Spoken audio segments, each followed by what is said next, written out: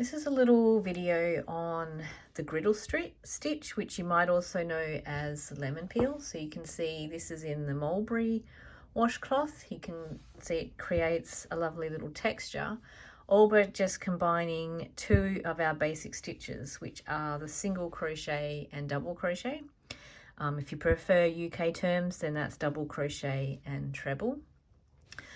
So I've got a little swatch here that we're going to work on. Now, you'll want to be familiar with your stitches. So we start every row with a chain one and turn. And we're going to start by making a single crochet in the first stitch and then alternating that with a double crochet. Now, your stitches, especially the double crochet, aren't going to look like you're used to them looking, because they're going to crumple down. The double crochet in particular is going to crumple down to be, because you can see that that's a flat row across the top, whereas the double crochet is twice the height of a single crochet. So what you're looking for, this stitch here is the double crochet, or the treble in UK. So you'll find the V is spread out a little bit bigger than you would normally see because it's having to pull across. So you know that that one is where you're going to work your single crochet.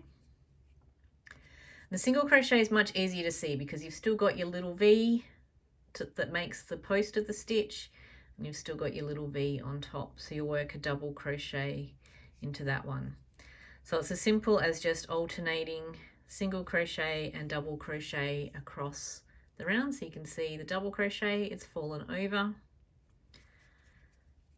And then you've got your single crochet, that is the little V. Now some other little points to remember when you're making this stitch. Chain one at the start of the row. Every row will start with the single crochet and every row will finish with the double crochet. So if you're getting them in the right combination, if you get stuck along the way, just remember that. It doesn't change. So your base chain, if you're starting out from the beginning, will be an uneven number. And if you decide to introduce the texture of some rows within the work, then you need to have an even number.